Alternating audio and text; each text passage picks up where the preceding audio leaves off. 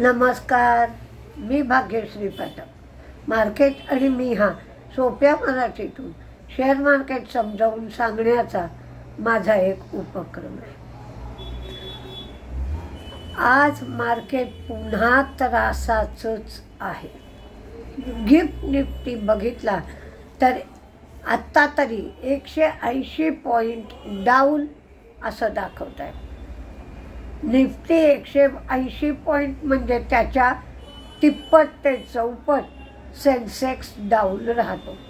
म्हणजे 600 ते 700 point market down राहील असं आत्ता तरी दिसते.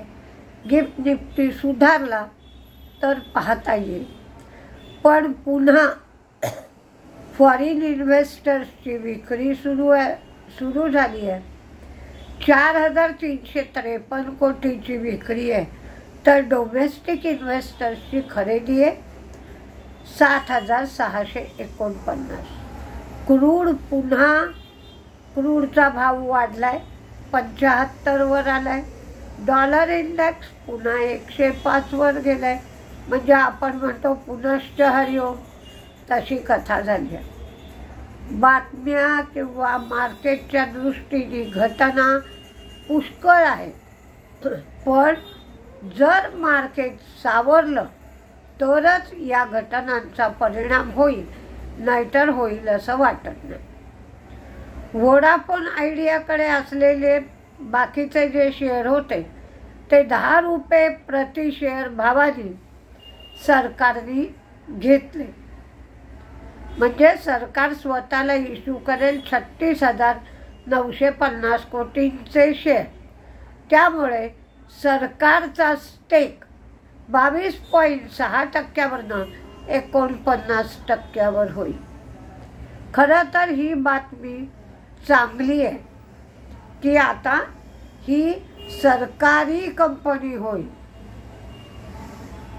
सरकारला टेलिकॉममध्ये कॉम्पिटिशन ठेवायची आहे, नाहीतर भारती एअरटेल यांची मोनोपोली होईल. म्हणून सरकारने हा व्होडाफोनचा स्टेक घेतलाय. खरं तर या बातमीने व्होडाफोनचा स्टेक वाढायला पाहिजे, कारण जी अनिश्चितता होती की बुडेल की काय होईल, मग आमच्या शेअरचं काय होईल, आता तशी अनिश्चितता जवळजवळ संपली. कारण 51% त्यांचा तर 49% स्टेक सरकारचा झाला. HALने 156 लाईट कॉम्बॅट हेलिकॉप्टर सप्लाय करण्यासाठी HALने 62,700 कोटींचा संरक्षण मंत्रालयाबरोबर करार केला. LTI माइंट्री गुगल क्लाउड बरोबर AI द्वारा बिझनेस ट्रान्सफॉर्मेशन करण्यासाठी करार केला. स्पार्कने ॲडव्हान्स सॉलिड ट्यूमरसाठी इन्व्हेस्टिगेशन करण्यासाठी SBO कडे अर्ज दिला आहे. त्यामुळे आता या औषधांची ग्लोबल फेज क्लिनिक ट्रायलचा मार्ग स्पार्कचा मोकळा झाला आहे. इंडिगोला आयकर खात्याकडून 944 कोटींची पेनल्टी ऑर्डर मिळाली आहे. JSW steel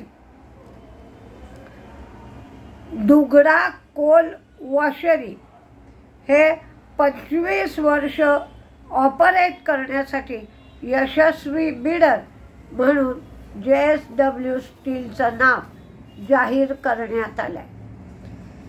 Bombay stock exchange बोनसवर विचार करणार होती. त्यानुसार तुमच्याकडे 1 शेअर असेल तर त्याला 2 शेअर बोनस मिळतील असं सांगण्यात आलं आहे. रेकॉर्ड डेट जाहीर झाली नाही. न्यू जेन सॉफ्टवेअरच्या USAच्या आर्मनी आंतरराष्ट्रीय ग्राहकांबरोबर अमेरिकन डॉलर्स 1.27चं कॉन्ट्रॅक्ट केलं. RITES नुमालीगड रिफायनरीकडून 155 कोटीच्या प्रोजेक्टसाठी त्यांना LOA मिळालाय. इंजिनियर्स इंडिया यांना महाराष्ट्र आणि बंगालमधल्या राज्य सरकारी संस्थांकडून कन्सल्टन्सीचं 245 कोटीचं काम मिळाले. HBL इंजिनिअरिंग यांना कवच प्रोव्हाइड करण्यासाठी 762 कोटींची 5 LOA मिळाली आहे. उनो मिंडा यांनी ESOPs देण्यासाठी 6.25 कोटीची गुंतवणूक करण्याची घोषणा केली आहे. युनायटेड स्पिरिट्स यांनी मलबार हिलवरची रेसिडेन्शियल मालमत्ता 172 कोटीला विकण्यासाठी मंजुरी दिली आहे. ब्लू स्टारने मोहित सूद यांची ग्रुप प्रेसिडेंट युनिटरी कूलिंग म्हणून मार्च 31 पासून नेमणूक केली आहे. माझगाव डॉक्स 8 एप्रिल 2025 रोजी ते डिव्हिडंडवर विचार करतील. रिझर्व्ह बँकेच्या MPCची मीटिंग 7 ते 9 एप्रिल दरम्यान होईल. वेदांताने त्यांचं डिमर्जर पुरं करण्याची तारीख आधी 31 मार्च ठरली होती, ती आता 30 सप्टेंबर अशी केली आहे.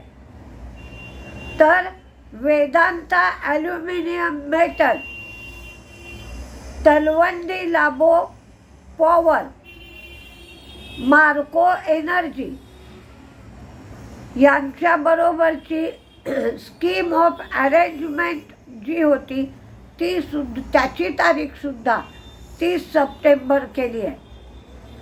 बजाज इलेक्ट्रिकल्सनी संजय सचदेवा यांची 3 वर्षासाठी MD CEO म्हणून नेमणूक केली आहे. ब्रिगेड एंटरप्राइजेस यांनी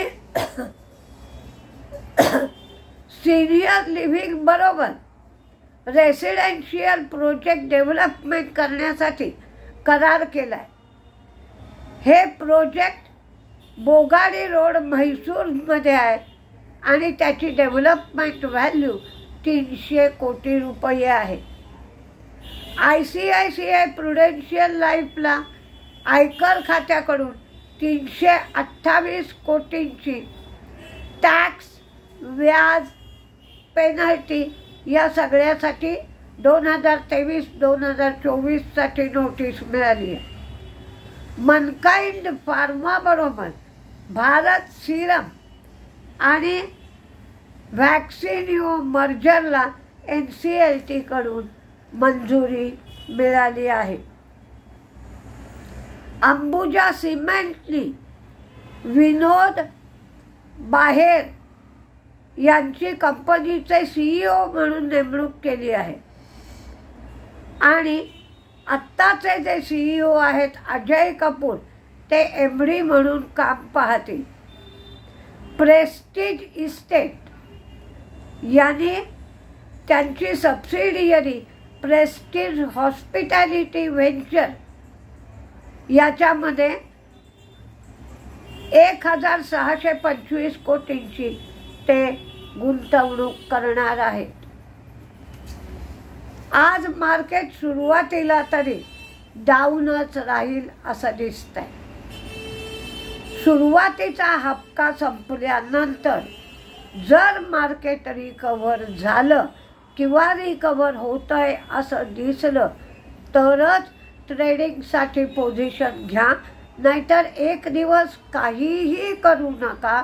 कारण उद्यापासून टॅरिफचा जो निर्णय आहे त्याबद्दल काही प्रमाणात निश्चितता येईल. काही शेअरची नावं दिली आहेत त्याकडे तुम्ही लक्ष द्या.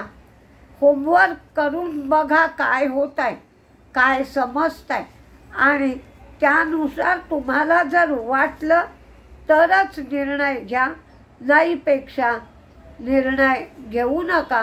नुसतंच मार्केट बघितलं एखाद दिवस तरी काही बिघडणार नाही. फक्त गेल्या वेळेला मी उशिरा सांगितलं म्हणून कमेंट आली होती, तर यावेळेला आत्ताच सांगते की तुम्हाला जे काही डिव्हिडंड मिळेल ते तुम्ही शेअर्स विकून जो काही प्रॉफिट मिळेल तो लिहून ठेवा. सगळा तुमचा डिव्हिडंड, तुमचा प्रॉफिट सगळा मिळून 1,00,000 रुपयाच्या आत राहिला तर तुम्हाला टॅक्स बसत नाही. त्यामुळं सुरुवातीपासूनच कॅल्क्युलेशन करावं. मग जर तुम्हाला दिसलं की अजून 10,000 मला प्रॉफिट मिळालं तरी चालेल आणि तर मग वर्षाच्या शेवटी काही विकता येतं. पण एकंदर 1,00,000 रुपयापर्यंत प्रॉफिट डिव्हिडंड याची रक्कम व्हावी लागते. त्यामुळे आत्तापासूनच सुरुवात करा, म्हणजे तुम्हाला तुमची ॲक्युरेट पोझिशन समजू शकेल. तेजीमध्ये शेअर्स राहतील त्यांची नावं दिली आहेत. Hindustan aeronautics, Crompton, axis bank, brigade, Balrampur चिनी, अडाणी green, ITC, Bajaj auto, Cummins, Glenmark pharma, HDFC bank, DMart यांनी 4 स्टोअर उघडली आहेत. आता त्यांची स्टोअरची संख्या एकंदर 412 झाली आहे. मुथूट फायनान्स, ONGC कारण क्रूडचा रेट वाढला आहे, वोडाफोन, नायका, MCX त्यांनी नवीन कॉन्ट्रॅक्ट चालू केलं आहे आता सोन्याचं 1 ग्रॅमचं, बॉम्बे स्टॉक एक्सचेंज, रेलटेल, मॅरिको, पॉवरमॅक, भारती एअरटेल, रिट्स किंवा RITES RITES, RailTel, HBL engineering, engineers India limited, IGL आणि कल्पतरू पॉवर. तर मंदीमध्ये IT सेक्टर बहुतेक मंदीत राहील. त्याच्यातही इन्फोसिस, टाटा एलेक्सी, विप्रो, HCL टेक हे शेअर मंदीत राहण्याची शक्यता आहे. GMR मात्र दोन्हीही बाजूनी राहू शकतो. सुरुवातीला GMR मंदीत जाईल आणि नंतर एका ब्रोकरेज हाऊसनी GMRचं टार्गेट 92 केलं आहे. त्यामुळे कदाचित नंतर सुधारणा होण्याची शक्यता आहे. पण आज मार्केट जरासं गोंधळाचंच असेल. त्या दृष्टीने लक्ष देऊन ट्रेड करा, नाहीतर फक्त मार्केटमध्ये काय काय होत आहे हे पाहत राहा. म्हणजे जसं BSCचं झालं की पहिल्यांदा तो 47 वरनं 4600 पर्यंत आला. त्या दिवशी वाटलं की बोनसचा जो रेशो आहे तो कमी येणार आहे वाटते. आणि नंतर दुसरे दिवशी मात्र 4700 वरनं पहिल्यांदाच अप्पर सर्किटला म्हणजे 5152ला गेला. म्हणजे कुणाला तरी एका शेअरला 2 शेअर बोनस देणार याची खबर काही जणांना लागली होती असं दिसलं. त्या दिवशी तो शेअर 5400 रुपयापर्यंत गेला. त्यामुळे मार्केटमध्ये काही लोकांना काही गोष्टी माहीत असतात, तर त्या दृष्टीने लक्ष देऊन ट्रेड करा, नाहीतर फक्त मार्केटचं निरीक्षण करा, म्हणजे नुकसानीला सामोरं जावं लागणार नाही. बघूया काय काय होतं आहे. नमस्ते.